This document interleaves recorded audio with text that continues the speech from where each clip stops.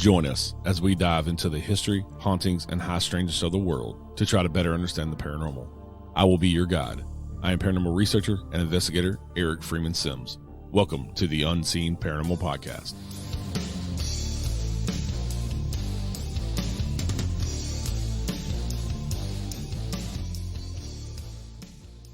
Hey everybody, welcome back to the Unseen Paranormal, and thank you for listening.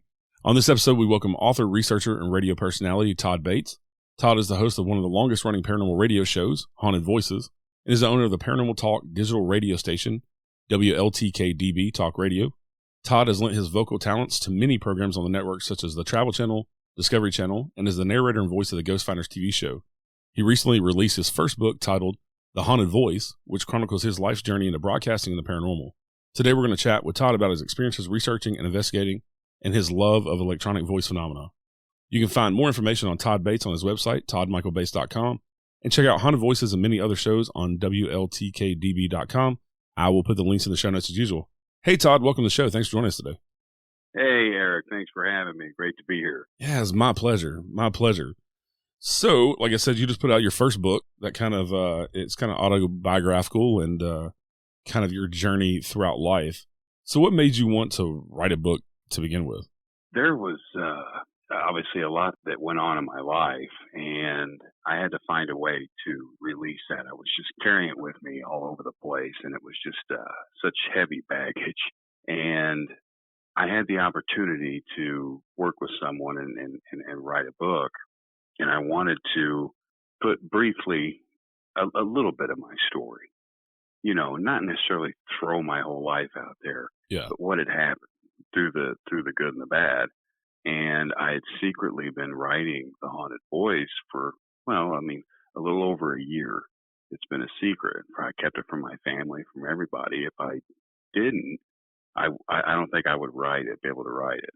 I just had to put my nose to the grindstone and avoid for a while and concentrate on that. And it was it was a challenge. And there's so many things that go into writing a book. I'm no, writer per se. I'm just a guy that releases what I had inside in that book. Yeah. And I'm not specially trained or in a school of arts or anything, but it was a labor of love writing that. And there were tears through there, of course. Writing it, there was just a lot of ups and downs. There were moments where I had that I didn't want to release it.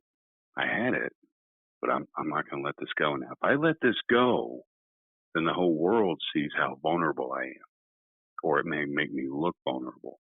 And then I thought, no, this could help another person that has been through something similar and involved in the paranormal, with the alcohol and the addiction and the whole 9 yards, all that comes with it too, if you're not careful. So there was just something in me that said, let's just do this. And it was released. And then I just didn't look back. And that made it a little easier not looking back. Yeah, you put a lot, there's a lot of like personal stuff in there that most people probably didn't know had happened throughout your life. And kind of, you write about how in some ways the paranormal kind of saved you and helped you find your own voice throughout all these difficult things that you went through in life. Right. It did. If it wasn't for the paranormal, I don't know where I would be, because I felt like I was at that point in my life when that had happened. I felt like that I was nothing. There was, I wouldn't amount to anything. I wouldn't be able to recover from this. My love of law enforcement is now gone. That was my dream. What am I going to do? And a ghost tour came along. Out of all things, I was skeptical.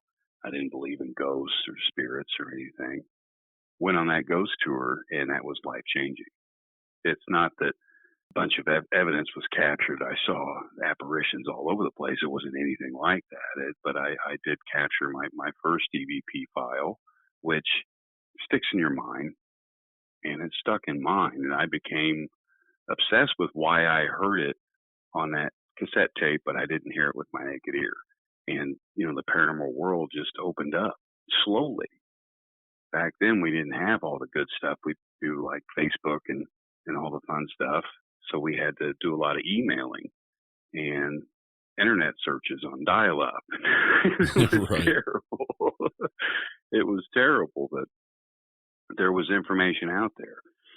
And I looked and searched so hard. I talked to the guy local here. He mentored me, Jason Snyder. And then I looked to Sarah Wilson Estep for EVP information. She took me under her wing and taught me. She is actually the individual who brought it to the United States, basically, and developed the A, B, and C classification system as well. And she took me under her wing and explained some different theories that, why it may happen. And that's why I'm still stuck on analog today. I still use it, Eric. I just used it last night. Yeah.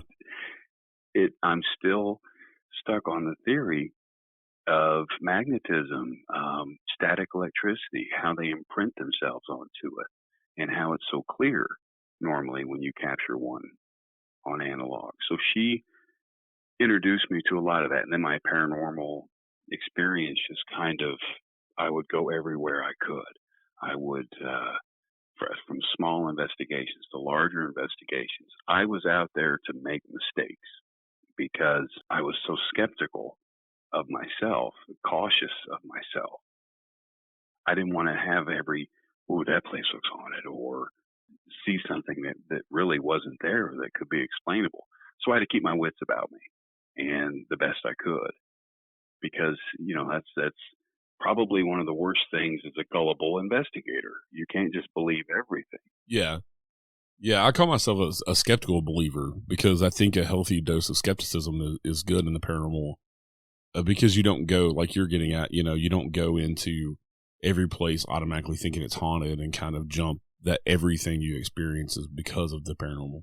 Yes, exactly. Every whip stitch is something demonic or a demon, right? As well. So it was a struggle being new and getting out there, making these mistakes, screwing up. Boy, did I screw up. I was so inexperienced, but yet you have to start somewhere, right? Right. And it just kind of built up, and then I latched on to a team and learned even more, and really concentrated on electronic voice phenomena. And I tried photography, I tried videography.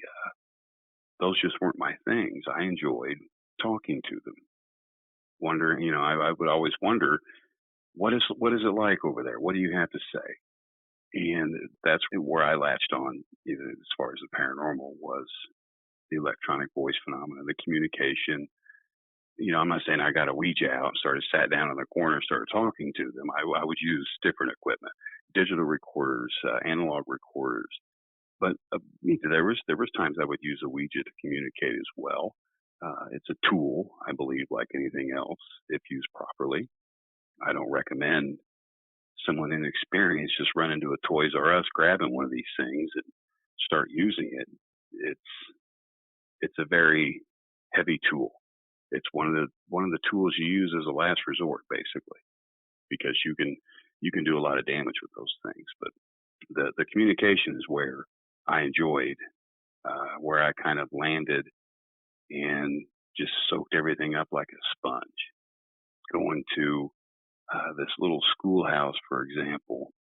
I think there's a few stories of that in there, but there was a little Quaker schoolhouse that was built in the 30s, and it was just a one room.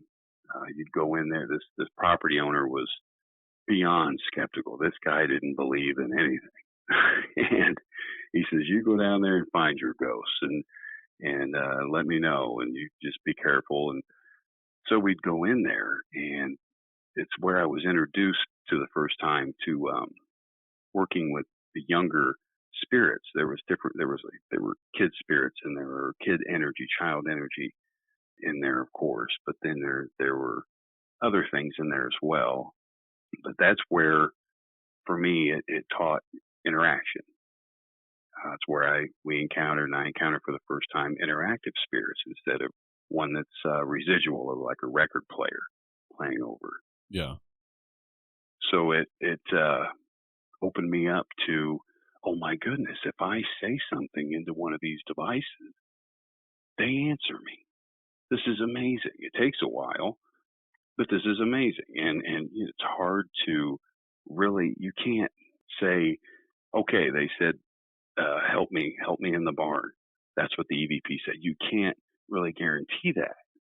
Even if it sounds like that and is a class A, it's still what the mind thinks it is, because you could sit there and take that crystal clear EVP and play it for just 10 people.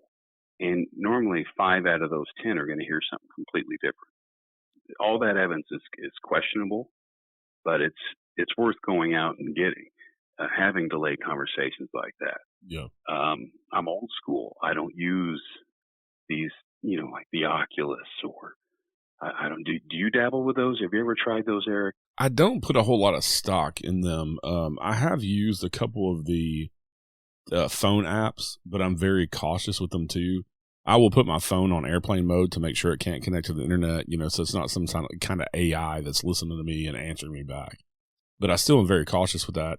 I'm the type of person like you. I'm cautious with all the newer technology. A lot of the things were brought in. EMF meters, for example, were actually brought in to rule out EMF. They weren't brought in to ever detect spirits or anything like that. And so I try to use those tools for those purposes instead of, chatting with a spirit and getting answers, because you can have so many, there's so many variables there that can affect that type of equipment. Oh, goodness. And there's so many of them. I retired from the field for a little while, and I'm slowly dipping my feet back in the water, and I'm seeing all these new devices and gadgets. I'm like, you're kidding me. We haven't even, when I left, we were still figuring out digital recording and analog recording. Now they're on to these SLR cameras, the Stickman moving, the Kinects on the, what is that, Xbox, I think, Yeah. the Xbox Kinect. Yeah.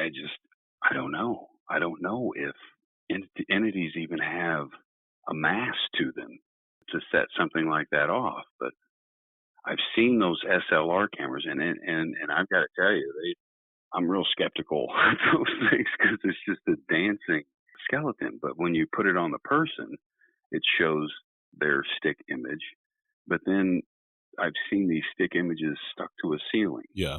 To me, it doesn't make any sense. Right. That piece of equipment, to me, I've my investigative partner Lee, I tell him all the time, like, you can carry that 20-pound brick around. I think it's useless, because it was made, like you're saying, it comes from the Xbox, and it was made to map out human motion for games. And I've never seen anything on it that ever proved to me that it's actually mapping out something that's not there, like something we can't physically see, like an entity or a spirit or whatever. So yeah, right. It would take a lot to sell me on that piece of equipment in particular. Yeah, I mean, we haven't even figured out digital photography, or even the photography, the film photography, infrared film, those kinds of things. We haven't even figured those out, and we're moving on to, I think we're just moving too quickly. Yeah. And we're dropping some pretty good evidence behind. We're leaving it behind because, yes, it's a little bulky. It's a little more expensive to work with, but it could give us so many answers if we still work with it. There's times I just feel like I'm the only guy that uses a tape recorder still, and I probably am. I tend to be more old school because I started investigating before the TV shows and all that stuff, and all this equipment was out. And I also, scientifically, I believe more in, like you're saying, with the old school tape recorders and things, because of the way they record with magnetism and static electricity, of if a spirit is some sort of form of energy, it would stand to reason that they could manipulate that. If we can, I find it amazing that we can take and record magnetically onto a tape and get video and audio out of it anyway. Correct. But it's just to me, it's more believable than thinking that these digital devices are easier for them to manipulate. I think, like, what I'm getting at is, the energy and the way that it's recorded onto a magnetic tape, I think would be an easier way. And I think it's more, I just lost the word, but no, I get exactly what you're saying. Yeah, I think it's the theory works better for me behind magnetic tape, and like even the stone tape theory of a location with residual hauntings is kind of the same theory, that, you know, you got this magnetic energy in the earth, and why couldn't it record on to the atmosphere like it records onto a tape? Correct. I mean, for example, look at a lot of these older houses. We were just in one last night that it's got a limestone foundation. Limestone is very sponge-like when it comes to sound. They've actually played brass instruments, and it's held that residual sound from those instruments.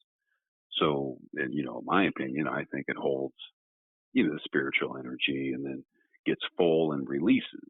And I think that's what creates a residual haunting in a home.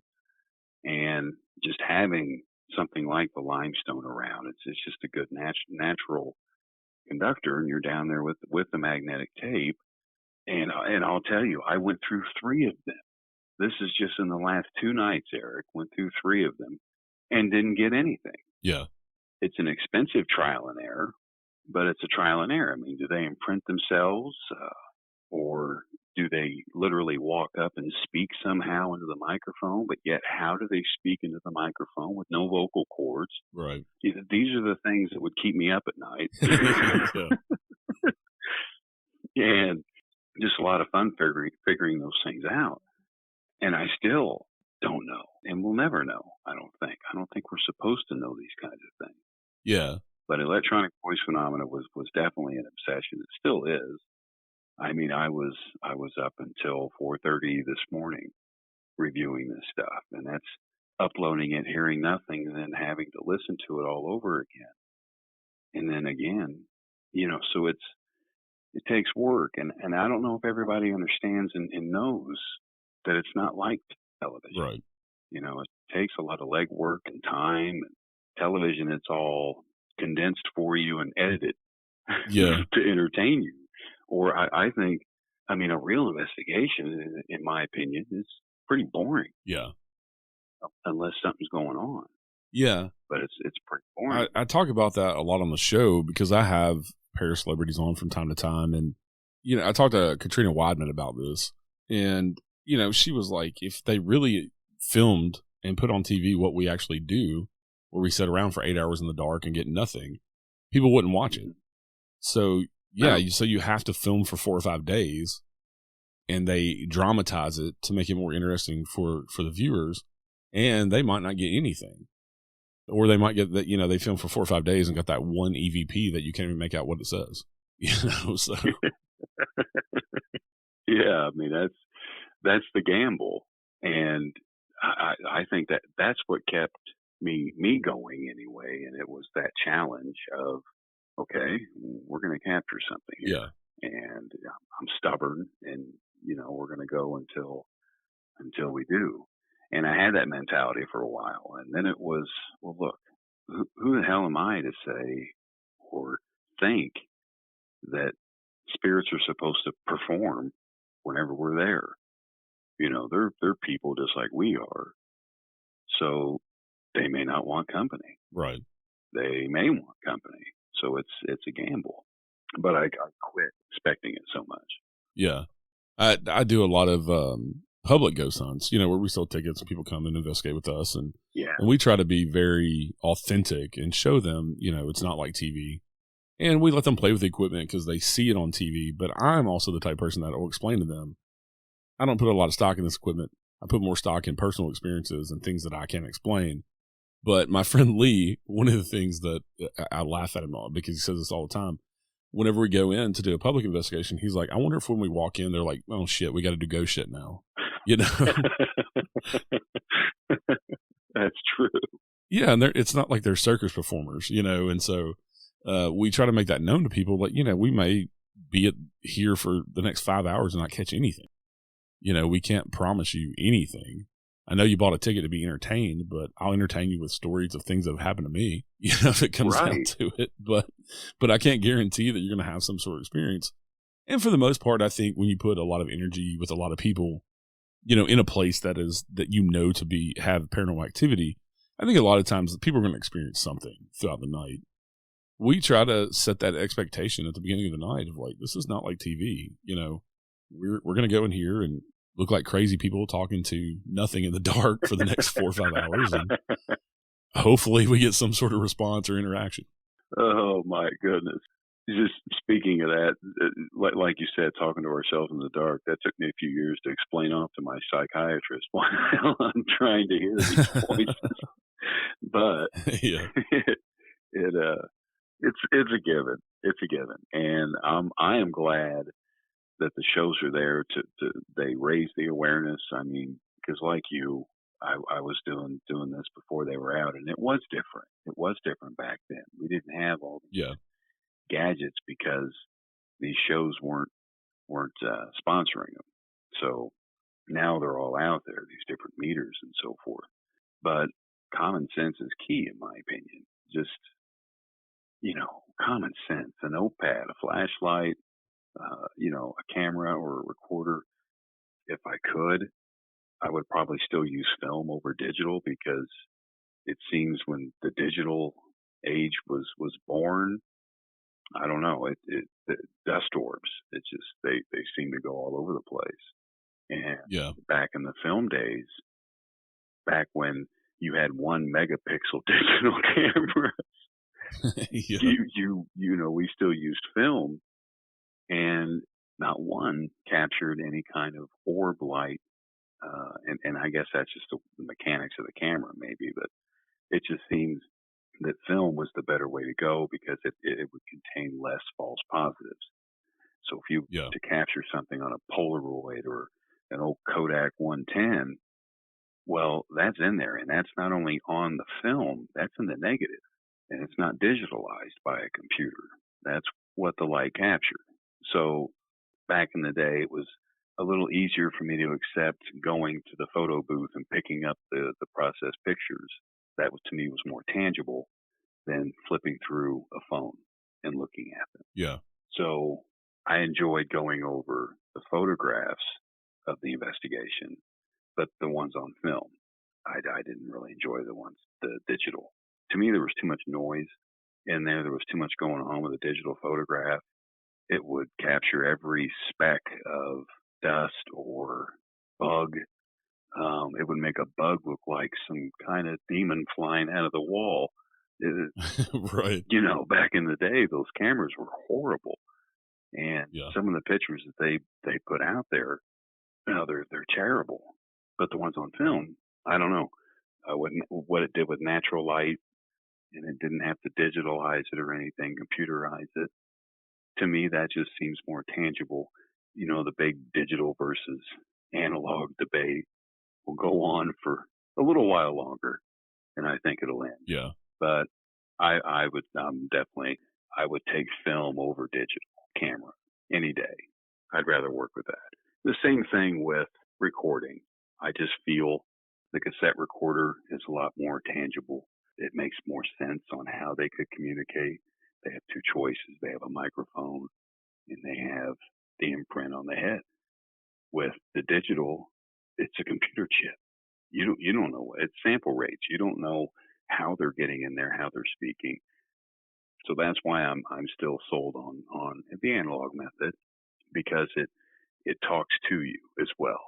While you're listening to this thing, there is that constant hiss, and you've got to train your ear for sure to tune out on the hiss of, especially a cassette, because that'll cause like a pareidolia effect, and your brain, like white noise has over 1 million sounds in it alone. So your brain is trying to process those.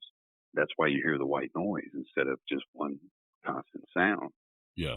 So you've got to take breaks. You can't sit there, or you're going to hear all kinds of things. You're going to start hearing things that aren't there. So take frequent breaks. If you're going over, especially analog, take breaks and then revisit. Listen to it again. Sleep on it. Listen to it again before you catalog it on what you think it is. Because the static alone can change it.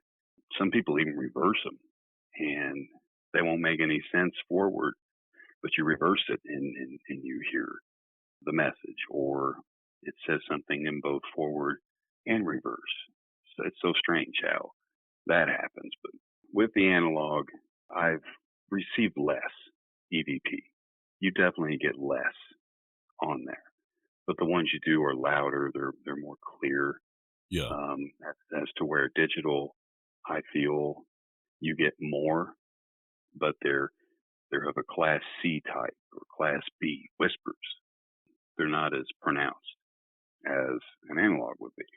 So that's another reason why I would choose the analog, because it's more pronounced. It's there. To where the digital, it could be a different number of things.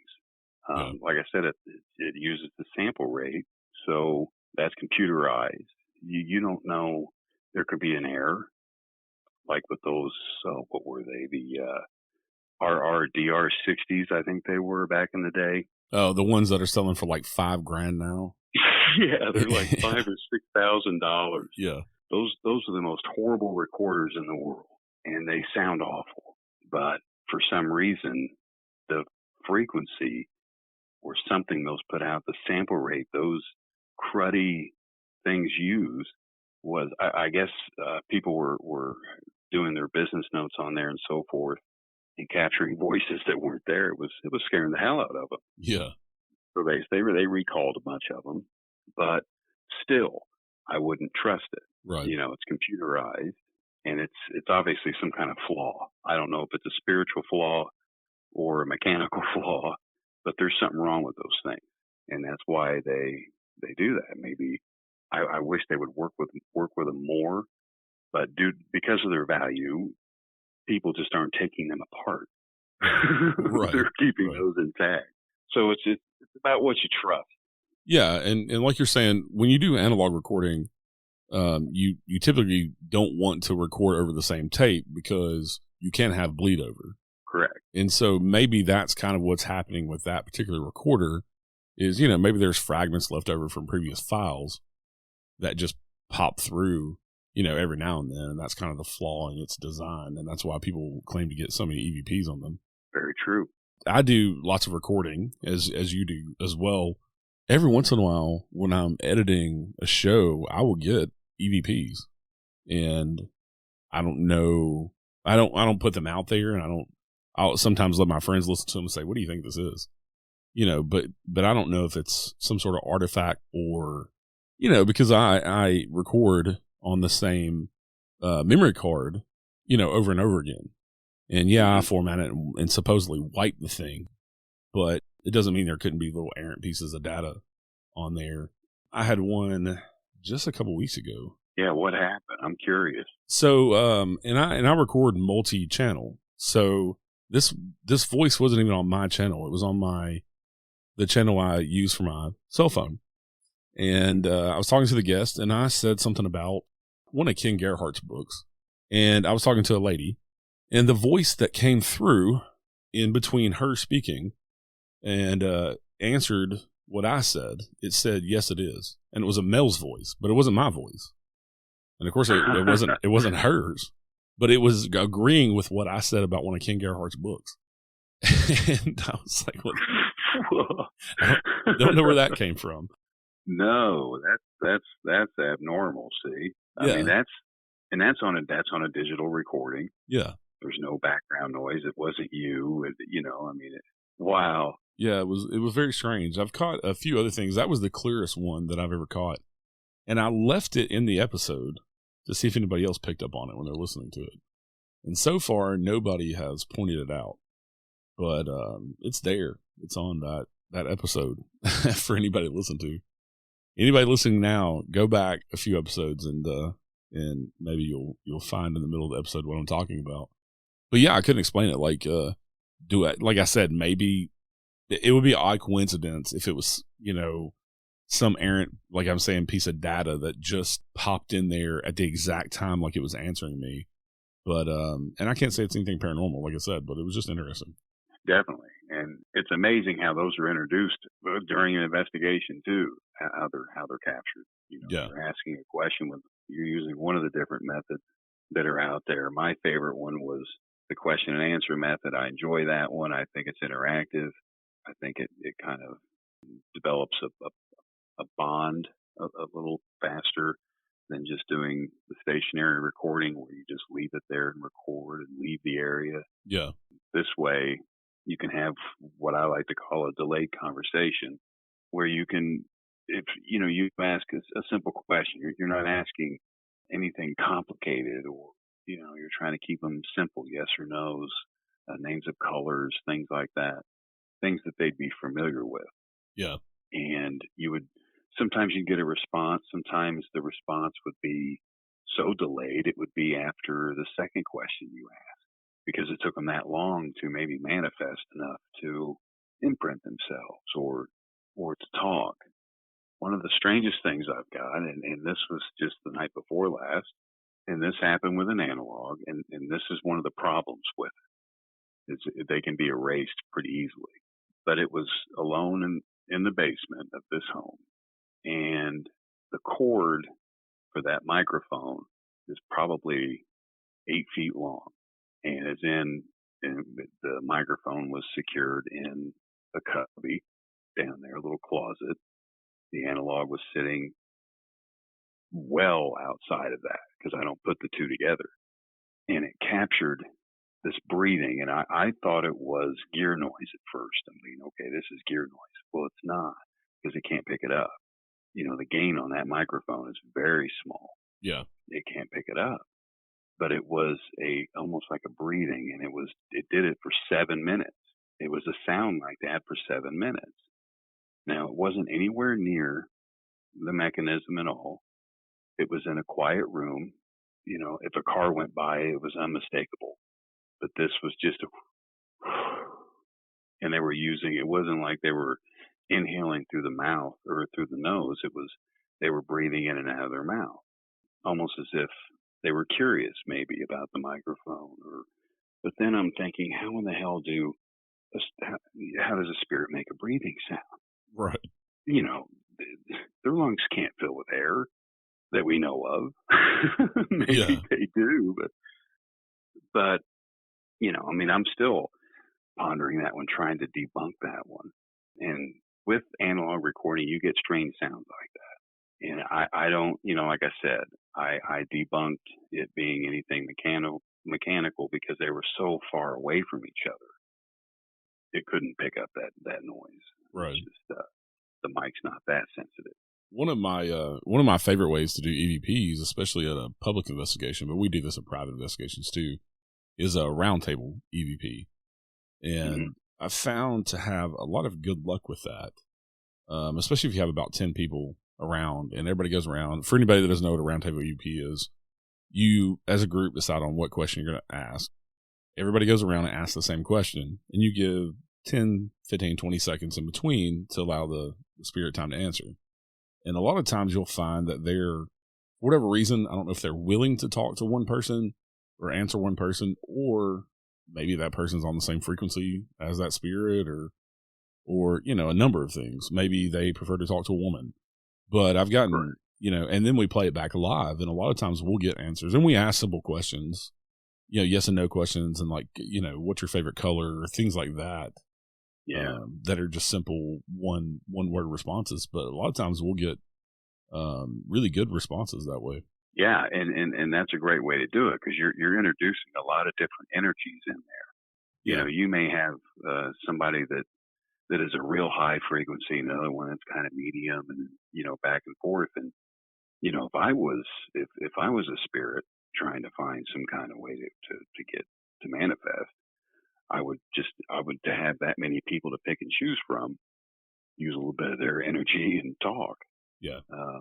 So you have a better chance, I think. And then with the standard question answer, it's more controlled. You have one person asking, and so forth. Now they have one cool thing that I've seen recently in the last few years is the Estes method. Have you ever tried it? Yeah, I've had some success a few times with it, and then other times nothing. Right. It's pretty interesting. Yeah. And as far as form of communication, that's more instrumental transcommunication really than electronic voice. Yeah. But that is about as real time as it gets if you're lucky and they come through and you hear something like that. But then again, do these devices put those words in there and they just randomly appear at certain intervals and so forth? Can you rely on them? Can you trust them? But then you have the ones that, okay, there's no way that it just could have randomly said that. It's too accurate. I asked the spirit its name and I get a name of Frank. Well, I'm not going to debunk that because that's what the box said. Or is this box, the method, the Oculus or whatever they're using to get the words, is that programmed to hear that? It comes down to trusting it. Do you trust that device? So with that method, I think it's a good discipline because the listener has to be in a really meditative state of mind. So it may be, they may be more open to communication. And I think that's the whole idea. And it goes into just the mechanics of them drifting off into the spirit realm and hearing the slightest word or noise or what have you, while the other person just concentrates on the questions or whatever. So less is more in the head. So they just have to worry about one thing, and that is the spirit answering, while the other person is off in another room asking a question. It's pretty cool. It's pretty innovative, I think. Yeah. And I think like you're talking, I think it comes to the person that's actually listening to the headphones with the blindfold on. I think it's down to that person and them opening themselves up. Not so much what's come across on the spirit box with the white noise and the scanning of the stations, but it's more, is that person going into like a meditative state to where they're receiving what the spirits are saying. Right. And it may be easier for, a spirit to talk through them like that, or I don't know, it puts them in a different state of mind. And I think that's good. It's also a good practice to protect yourself doing that as well, because you're leaving your mind pretty open to whatever can come in there. So you need to protect yourself. I'm not saying you need to bring out Father May I with you. You just protect yourself, use common sense with that method, especially because it's almost like a channeling. Yeah. Because they get in that state of mind, which makes you very open. So you definitely want to know how to get out of what you're going into for sure. And it seems like there's a lot of safety precautions. There's people all around. It's not the SS method. You can't do it alone. So that's a good safety feature. But just be careful, I would say, because you're really opening yourself up to a lot of things that, people have been known to get scratched, burned, hit. I've seen a guy, he did a somersault in the cemetery, but they flipped him. Wow. The guy went end over end. This was a pretty big guy. He was close to 6 foot, and he was provoking in a cemetery. Yeah. So he got what he deserved. Right. But they're more powerful than what we think they are. Yeah. I've been hit. I've been burned. I've had my leg scratched, and it's not like a normal human scratch where you feel this pain going down your leg. It didn't feel painful. It tickled. It felt like water dripping, water running down, and then the little scratch forms. So weird things when they're done spiritually like that. It's not like in our realm. It's different. It feels different. So you may not notice it, but it's important to notice those things. The buddy system is very huge. You always want to have a witness. Oh my goodness. So many people have seen so many things alone. Right. And if they just had somebody with them, it would have made things a lot more credible. Yeah, I've had paranormal experiences my whole life. And a lot of those just being my own experiences, nobody around to witness them. But there have been times where I've been lucky enough to have somebody else around. I had an interesting experience the other night in my house. I've had a resident ghost in my house for a long time. And nice. We typically get along, and he doesn't really bother us much. But I walked into my kitchen, and I had just got done. I think I was a guest on somebody else's show when we recorded. And I got done, and I walked in the kitchen, and a piece of candy corn, I heard it hit the floor. I heard something hit the floor. I didn't know what it was. And I look down, there's a piece of candy corn. Well, I'm diabetic. I don't eat candy. And I couldn't tell you the last time candy corn was in my house. And Whoa. I had just swept and mopped. Also, I have 8 dogs. So if there's candy corn in the floor, it's going to be gone. Yeah. So I don't know where this candy corn came from, but I heard it hit the floor and looked down. And I'm like, where did this come from? Like I said, I had just swept and mopped the kitchen that day. And, so it's not like it was under the fridge or under the cabinet or something, And also, like I said, I don't know when the last time there was candy corn in my house. So, yeah, that was an odd thing. But that, that's a personal experience. I can tell the story, and it happened to me. But personal experiences. Yeah, but nobody else was right there when it happened to see it happen. But that there was candy corn in there for obvious reasons. Yeah, and yet there it is. Yeah, was that some kind of dimensional thing? Did they flip it over into here and drop it through? Right. It's that's the mystery. That's the obsession. Right. The damn thing. All over a piece of candy corn. Right. Yeah. And I get excited like you do with EVPs because, and you talk about this in your book about history being, we're all history geeks because a lot of us in the paranormal, because that's where we're connecting to. That's what we're trying to connect to. And so to hear a voice respond to you and answer a question of somebody who lived possibly 100, 200 years ago, I think it's pretty amazing. It is incredible. It is incredible to have them speak intelligently or in a residual way. Either way, just that validation. Oh my goodness, it's still here. How? Yeah. How is it still here? How come we can't sit here and just talk? Right. We have to use a device like this to do it. That's the mystery. And that's what keeps me going anyway. Yeah. Is the why part. Sure, I've captured some ones that have completely blown me away. There's some that still don't make sense that I can't catalog the things. They're just in the I don't know what the hell this is pile. Right.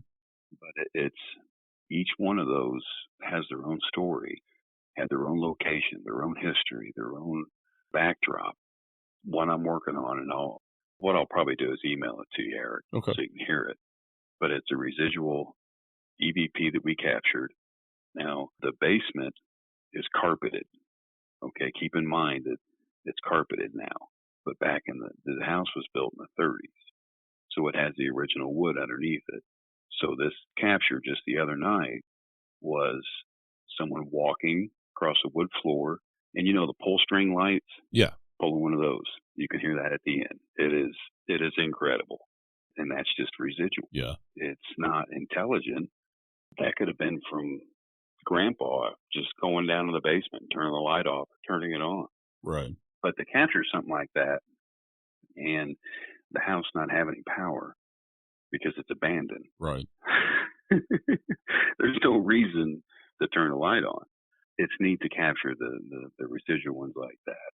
And hopefully more of those can be drawn out. But like I said, the limestone, the foundations of these places, a lot of these hauntings are tied to the land, I think. Right. And they just kind of release over time. And a lot of people think that it's some kind of poltergeist where it's just a haunting. It's someone going to the cabinet and opening the door. Yeah, like they did 1,000 times when they lived there. Sure.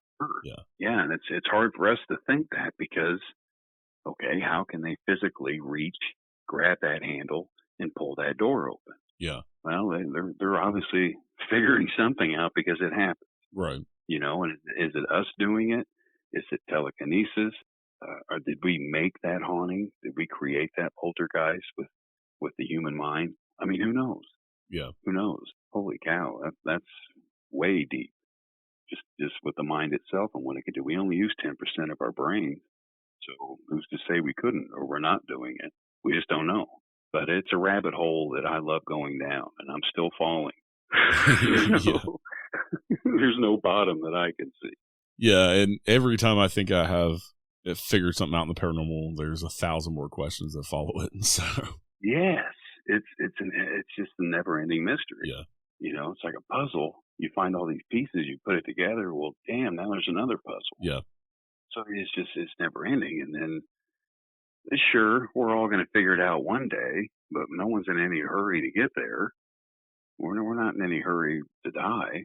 Right. But I think that is the only time that we're going to figure it out is when that happens. And some people say it's a blackness when that happens, when we close our eyes for the last time. Other people say a light appears. We don't know. It could be a personal experience. Right. It could be, I'm supposed to be in purgatory. You're not. It's different for everybody. Yeah. But who knows? The afterlife's out there. And I think we're getting closer. I don't think there's going to be any massive breakthrough coming up here or anything. We're stuck. And I think we're afraid. I know there's parts of me that have been afraid. Do I really want to know what happened? Yeah. And are we even supposed to know? Right. I think one of the things I've come to realize over the years is that it's not necessarily about getting the evidence all the time. Sometimes the journey is what you should pay attention to and enjoy. The journey of getting there. Well said. And enjoying time with people and making memories in your life and doing something that, really, there's a lot of investigators out there and a lot of people in the paranormal, but really we're a drop in the bucket. And so we're doing things that most people never have any experience with. Bingo. And it is. It's a journey, and one needs to just accept the journey. Don't question it. Just accept it. The questions will come later. Right. Right. Just go with the flow would be the easiest. That's a great way to explain it, Eric, was a journey, because it is. Yeah. And every little investigation, every little piece of evidence you find is just part of that journey. Yeah, and it's I think learning from the history of other people, and I think that is fascinating to me. Anyway, to go to a location and learn the history and walk in those same footsteps of these people that you've read about at some of these amazing historical locations that we're able to get into, I think it's pretty awesome. No kidding. One on my bucket list, and I will get there one of these days, is Gettysburg. Yeah. It's like the land of residual, and that's one of my favorites. Yeah. I think intelligence a little few and far between, but residual energy is all over the place, especially there. There's so many different sightings and occurrences and sounds. Yeah, it would just be an amazing place, I think, to investigate one of these days. Yeah. So the book just recently came out, and so what else do you have coming up? I know you do the show every week, Haunted Voices, and own and run Wltk-DB talk radio. But what else you got going on? Yeah. Yep. The book just came out. You can get it on Amazon, The Haunted Voice. The station's at its capacity. It's going great. Personal things I have going on, my goodness, I'm spending more time with my grandson. That's the biggest thing. That kind of takes all the paranormal and pushes it aside and gives me that space. Yeah. And a lot with him. And there's a book number 2 in the works. It is going to be kind of a sequel to this, but it's going to expand more on the paranormal and the stories, how it went. It's basically, the working title is The Haunted Voice, The Afterlife, or Life After Life. One of those two. So it's going to expand more. So that's a project that's going to take a little while. Going to have to dig a little deeper. And it was hard enough to write the first one with the emotions, but this one, what doesn't kill you makes you stronger, right? Right. Right. So we got that going on, and the holiday break where my better half and I were going to get out there in the field, do some more investigations here local, meet up with the local team here as well, and do some there. Because that's going to be from the 19th through the 25th. We'll have a little playtime to get out there. We won't have to work so much because the station will be shut down. So we'll be able to get out there and crack some more of these mysteries. Hopefully, get some more good stuff. That's what it's all about. Yeah, and like we were saying, the experience, because it's a blast. It is so much fun. It's life changing. It really is. Yeah. Well, Todd, thank you so much for coming on the show today. It was really a pleasure chatting with you. I really enjoyed it. Oh, same here. Same here. Definitely got to get you on mine too, Eric. My goodness, we could talk for hours. I will come on anytime. You just let me know. You got it. All right, everybody. Thank you for tuning in today. Y'all stay safe out there. We'll see you next time. Join us next time for a new episode of The Unseen Paranormal. Until then, head over to the Unseen Paranormal Lounge on Facebook for all the latest updates and discussions about the show. You can also find us on Instagram, Twitter, or at unseenparanormalpodcast.com. And please rate, review, share, and subscribe to help more people discover the show. The Unseen Paranormal Podcast is proud to be the ambassador for paranormal for Verbal.com. A big thank you to my friend Chris Lips for the awesome theme music. You can find more of his music on Apple, Amazon, or Spotify. And as always, thank you for listening.